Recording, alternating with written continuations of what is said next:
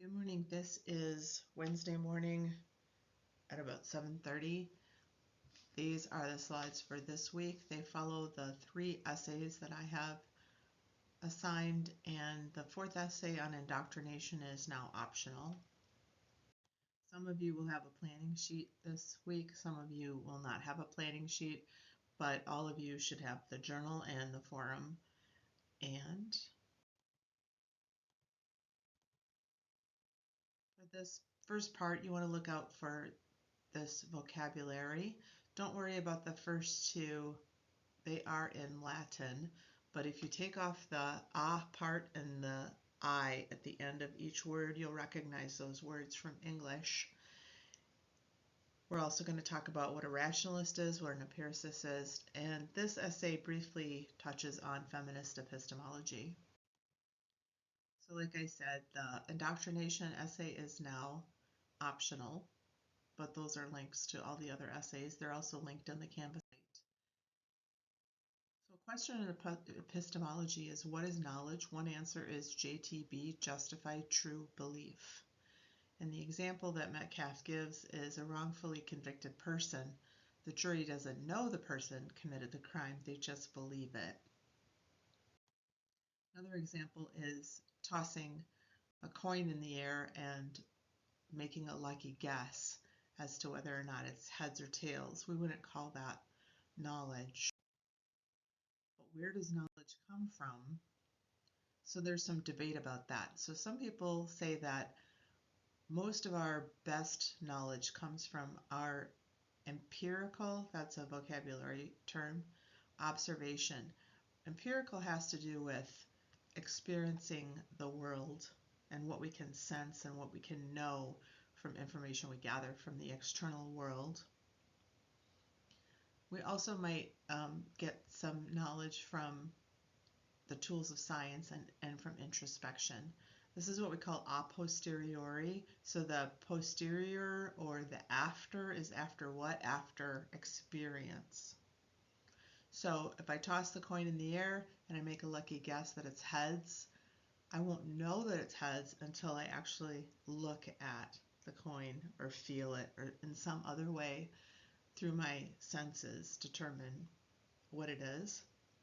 Another source of knowledge might come just from our intuition, from definitional knowledge, like a bachelor is an unmarried man. That's just what that means. And evidence that is not empirical, that is, it doesn't come from the outside world. This is what we call a priori, meaning prior to experience or outside of experience. And those sources of knowledge correspond to different kinds of thinkers.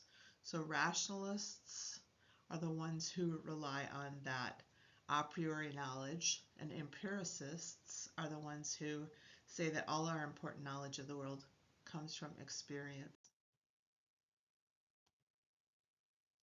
Like I said, Metcalfe briefly touches on feminist epistemology, and this is the idea that who you are might determine what kind of knowledge you have and how seriously you are taken as a thinker.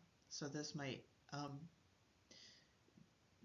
this society might view you as less valuable based on who you are.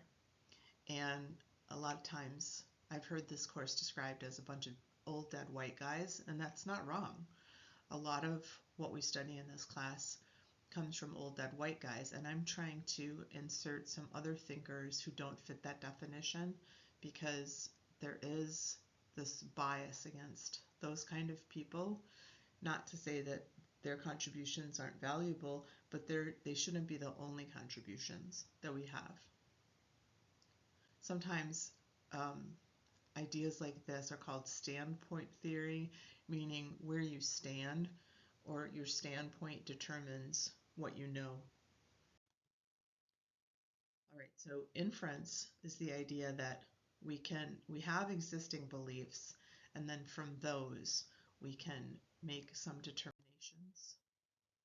And his example is, having never gone to Antarctica, why do you believe it exists? And he says, I believe maps are trustworthy, and maps claim Antarctica exists, so that's why I believe that Antarctica exists. And if somebody were to press you and say, why do you believe maps are trustworthy? That belief might be based on another belief, and that other belief might be based on another belief, and there's this regress that goes back and back and back and back. So people like foundationalists will say that that regress has to stop at some point, and when it does stop, we come to justified beliefs which aren't based on any other beliefs.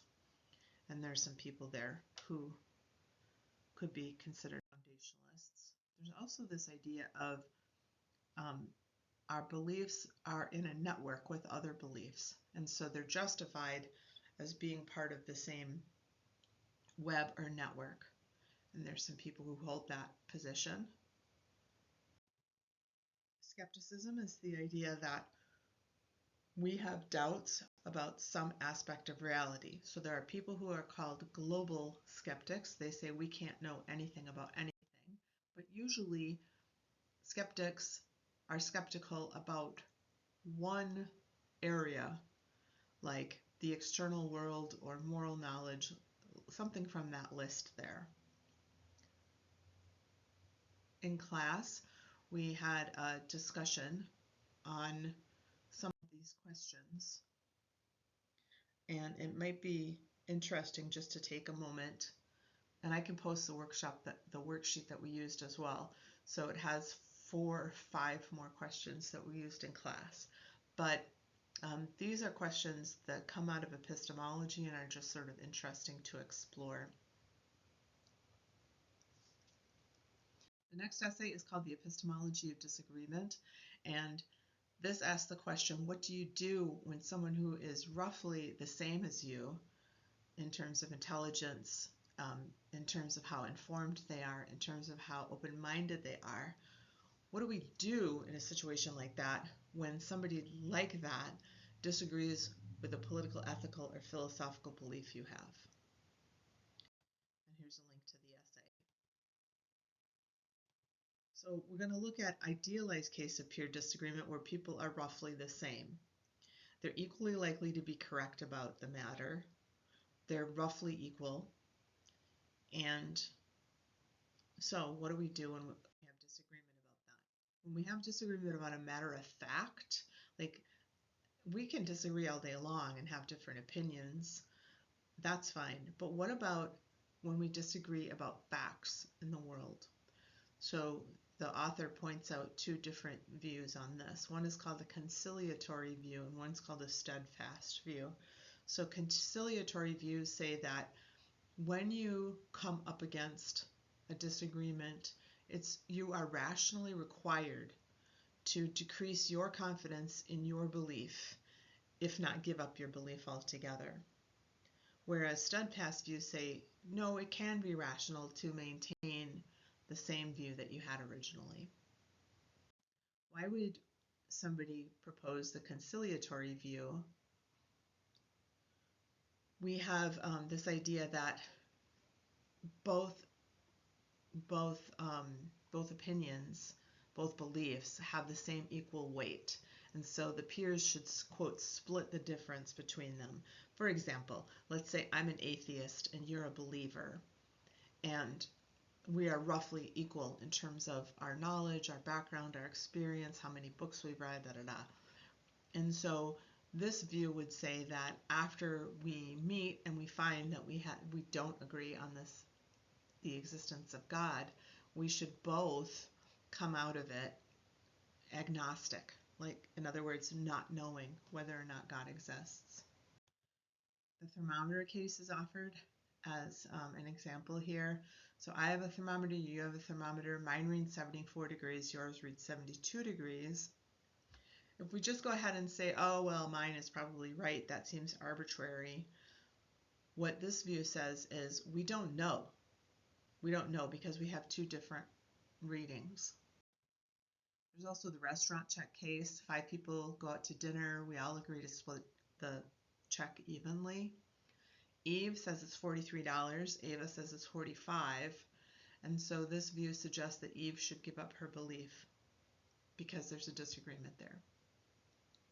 On the other hand, steadfast views say that it's rational to hold on to your belief even when we find that there's a disagreement. So going back to the restaurant check case, let's say that Eve says it's $43 and Ava says, no, it's more like $4,500.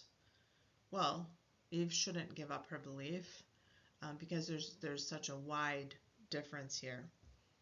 Another part of this is that it's you who has the belief. And so that sort of lends weight to the idea that you should stick to your guns. Last essay is about Plato and the allegory of the cave. So those are the dates there for Plato. This is a very famous painting. I can't remember the name of it. But this guy is Plato, and then in the painting next to him is his student Aristotle. Plato himself was a student of Socrates, who we talked about last week. All right, so the allegory of the cave is in a book called The Republic, and it is meant to talk to us about ignorance and knowledge. And some of you may be familiar with this story already, but the setup is there are a bunch of prisoners. This is kind of hard to see. Let me see if I can get my little pointer guy. So we have prisoners here. Whoops, sorry about that. We have prisoners here behind this wall. And as the sun shines into the cave, these people pass by this wall, and these puppets produce shadows that appear on the wall. Now these guys are in chains, and they've always been in this cave, and this is the only reality that they know, are these shadows here. Of course, there is a whole other world, the real world, which is outside of the cave, but these guys have no idea about that. Well, as the story goes, one day, one of these fellows is released. And as he makes his way out of the cave, which is very painful, I mean, if you can imagine, it's the first time, like he's using his legs. And when he reaches the sunlight, it's painful. It stings his eyes, and he doesn't know what to make of all of this. And as his body and his eyes adjust to light, he sees the reality that everything that he experienced in his life before was a shadow of the reality that is outside of the cave. So what does this all mean? In an allegory, every part of the story is a symbol for something in the real world. So Socrates tells this story that Plato relates in the Republic. The prisoners are us, and most of us will never make it out of the cave.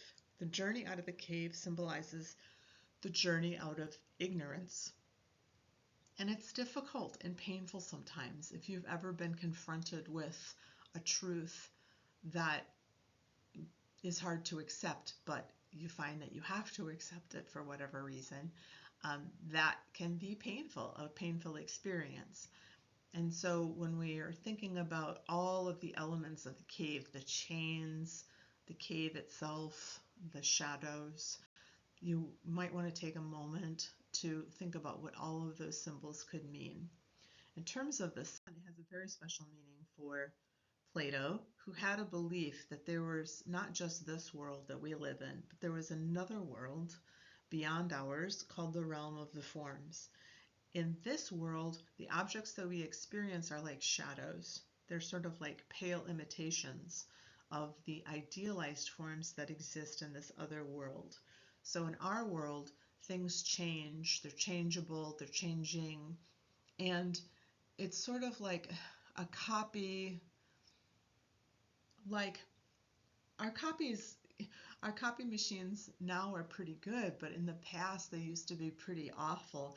And when you made a copy of an original, you could definitely tell because the quality of the copy was so much worse than the copy of the original.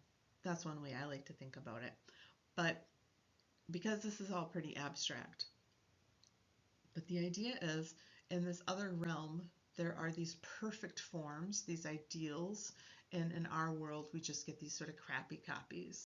There is a hierarchy of forms, and the best form is the form of the good. So in this story, that's represented by the sun, which is the source of everything. So the ultimate source of all that exists is the form of the good. And if we can become good enough thinkers, then we'll be able to experience the form of the good. That's sort of the aim of this whole endeavor. You can think of the form of the good sort of like God, but not a personal God. Plato didn't have a conception of a personal God. So the sun, I think, is a really great analogy because, like us, the sun is the source of every form of life on this planet. So philosophical knowledge is the highest knowledge, and that's why we're in this class, and that's why we do the hard work, because according to Plato, because we are trying to access the form of the good, which is the highest form of all existence. So if you thought you were just taking a class, um, I hope you realize now that what you're doing is actually a really noble pursuit because you're trying to access the highest form of knowledge that there is. So I'm going to stop recording now. I'm going to upload this to YouTube and I'll send the link on in just a couple minutes. Have a great day. Talk to you later. Bye.